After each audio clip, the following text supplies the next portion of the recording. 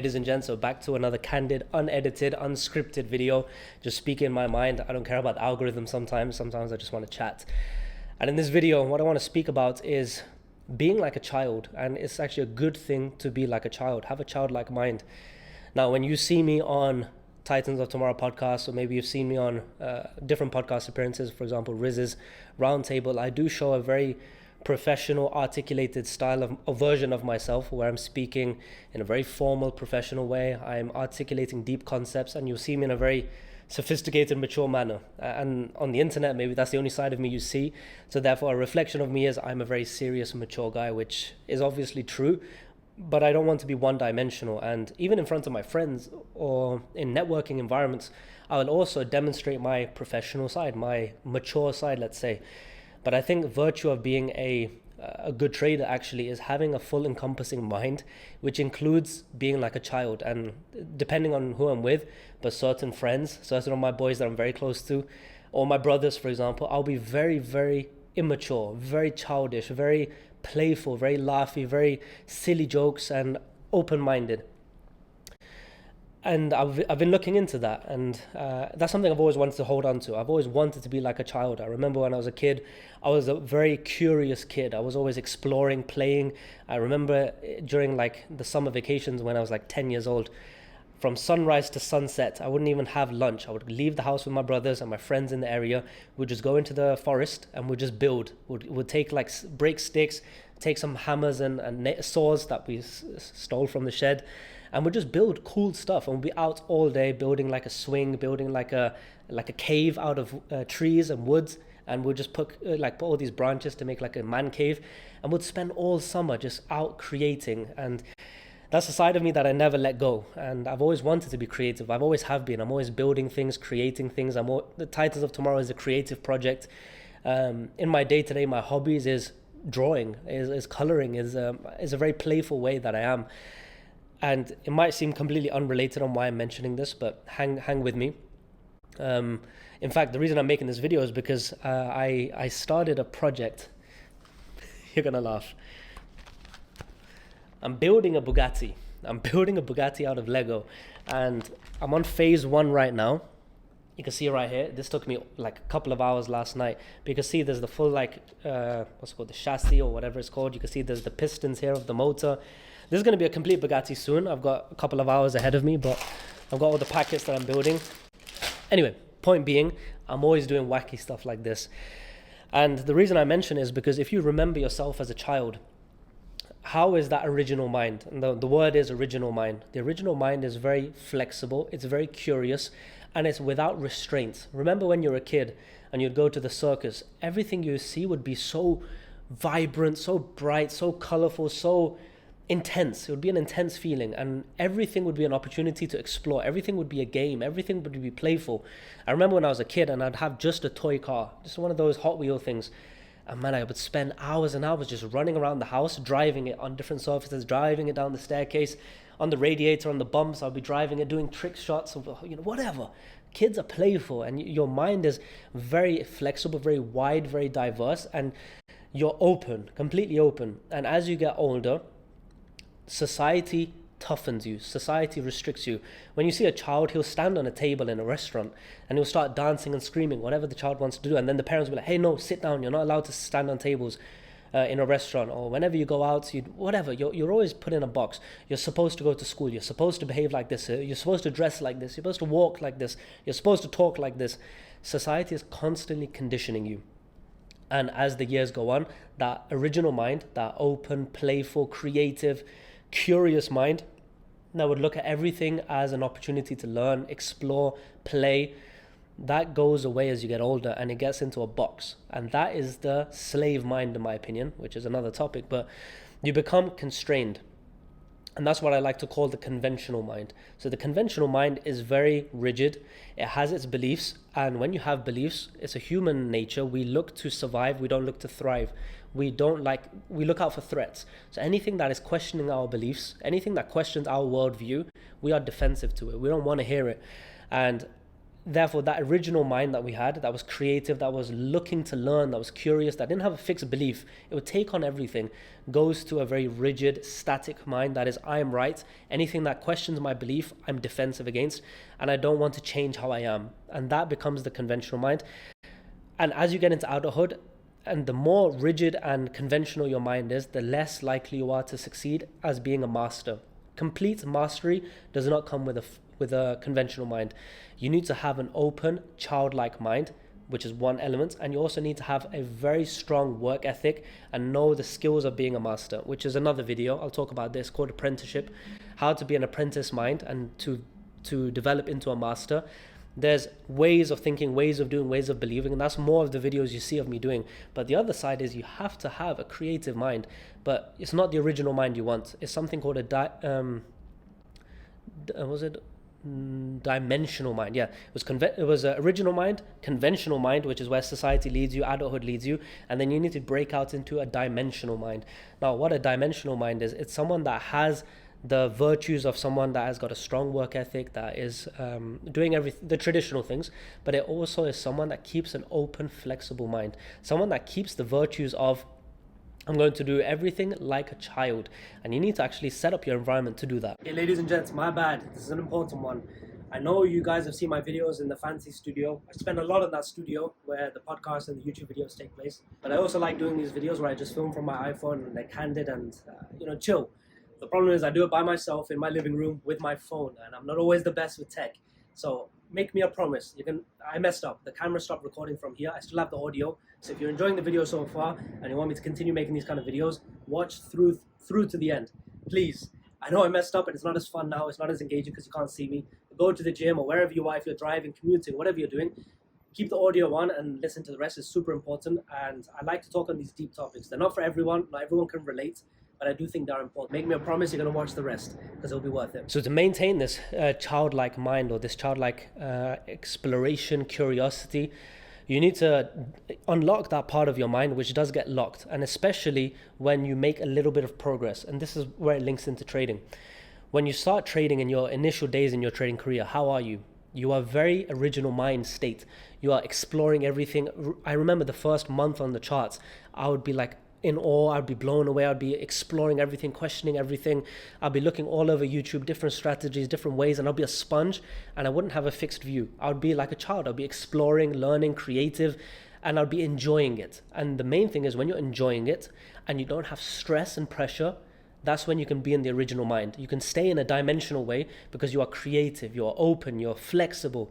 But the moment you put on, I need to be funded, I need to pay my bills, I have all of this stress and pressure, you revert back to the conventional mind. And that conventional mind is rigid, it's stressed, it's under pressure, and you're not going to be creative there. You're not going to be childlike there.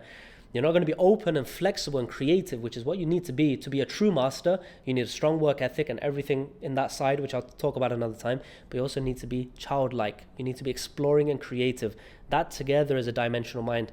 And for that, you need a certain setup. And when you're in your beginning days of your trading career, I was so curious, so eager, so keen. I was fascinated. It was like a mystery, a puzzle, and I was enjoying it, really enjoying it. And then when you start to find a little bit of profitability, or you follow 2 or 3 guys on the internet that you really look up to, and they teach you a strategy, you buy their courses. Now you've learnt from their frame, they've conditioned you that this is the way and the only way. So you get conditioning from people you respect. You add in pressure from external environment of, I need to make money, I need this to work out, I've spent 1 year on this and I still haven't made profit, my family is judging me, now I have pressure.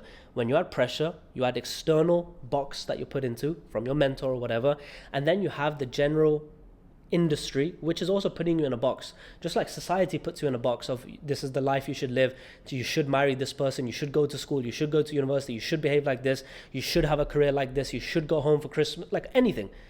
You no longer do what you want in terms of true freedom. You do what you're supposed to do. And that is from society conditioning you. The same thing, the news, propaganda, movies, the whole thing of like, you should grow up, the rat race, you should grow up, go to school, get a job, look to get married, have kids, like the conventional route. There's no flexibility in that. And you start to get judged. Oh, look, Waqar, you're reaching 30. Why are you not married yet? I'm 28, but society starts to condition you. And the industry of trading does the same. If you look around on Twitter, you look around on Instagram, you look around on podcasts, what are you hearing? You're hearing traders who are probably crappy traders, which is why it pisses me off. Non-profitable traders giving their worldviews, giving their advice that subconsciously conditions you into a box to put you from the original mind to a conventional, rigid mind. And that's where you face problems, because now you have the pressures, now you have your own box that you're put into by people you look up to, and then the industry conditioning you. How many times have we heard stuff like the M1 time frame is noise? How many times have you heard you can't trade December? December is not tradable. Have you seen my Twitter for the last month? I've given 22 signals in the last month. Every single one of them was on the M1 time frame. 22 signals, only 2 losses. I gave over 18% profit publicly, ahead of time, live. Every single trade I gave with M1 time frame, entry, stop loss, and I tracked the whole trade, when to break even, when to take a partial, updates, everything for a whole month of December, only with M1 time frame. But everybody was conditioned. Don't trade December, don't trade M1. How many times have you heard the conditioning statements on Instagram or podcasts of trading is 99% psychology, 90% psychology? I won't even speak on that today, but yeah, like, come on. If you're only going to focus on psychology and you don't know how to trade technicals and you're just focusing on your psychology, but you don't have an edge, come on. Like, there's so many things that the industry keeps reinforcing us and telling us this is how we should be. And then if you spend a couple of years in the industry, what happens? You go from the original mind, like a kid, like a child, exploring, curious, creative, gamifying, like having fun, turns into pressure, stress. I need to make profit. My mentor has told me I have to be like this. The industry has conditioned me I have to be like this. And you go from the original curious mind to a conventional mind, and that's where you will struggle. When you reach that point, which everyone does, that's where you'll struggle, because now you're fixed, you're rigid, you're not finding profitability, and you're stuck and you don't know how to get out of it. You just keep working, which is part of mastery, but you're missing the other part, which is creativeness, open mind. To reach that state of dimensional mind, which is the goal of any master, you have to have that dimensional mind. Have you ever wondered why, you got those child prodigies, like they'll be 7 years old and they'll be like university level at maths. You'll find one of those 4 years old and they're playing a piano like a grandmaster. Those kids that are doing Rubik's cubes or grand chess masters at 7 years old, beating grown men. How do they get there? Yes, they have some natural intellect and talent, but more importantly, when they're learning, they spend hours and hours a day, and they're learning from a place of enjoyment. They truly have the original mind as a kid, and that's why they can really excel as a master, because they're putting in the time because they enjoy it, and they still have the original open mind. They don't have the conventional mind. So if you want to get to the next point, which is to the dimensional mind, you have to be aware. You have to be aware what it is. And when you want to achieve it, you have to be knowing exactly how you keep that creative element. And to do that, you have to be like a child. And that doesn't mean be an idiot, be an immature person. Still carry yourself with utmost class, be a gentleman, be respectful, be professional in the appropriate environments. Show your best mature self. Be articulate, be considerate, be respectful, all of those things. But in certain environments, when you're with your family, when you're with certain friends you trust, whatever environment you pick, for me it's my brothers, for example, I'll be a complete laughing, joking 5-year-old idiot, making silly jokes, silly noises, everything silly. And then also things I do in my life, like randomly building, I'm going to show you this in another video when this is done, building a Bugatti, or always creative. I'm doing creative things all the time because I want to keep that exploration version of myself. And I think it's something you got to explore when you want to become a trader. If you're reaching a point where you're stuck, you got to go back to the original mind. You got to have that dimensional view, which is you got to now be okay with questioning your beliefs. Whatever you think is true, you got to question them. And everybody thinks they do that. Everybody thinks they are trying to be flexible and they're giving a bit, which they may do. But people don't question the things they truly should question. You question the easy things, but you don't question your true core beliefs. And those are the roadblocks. Those are the things that are holding you back. And all it takes is having a curious, flexible mind. And when you have that curious, flexible mind and you're not stressed, you're not pressured, you're enjoying it.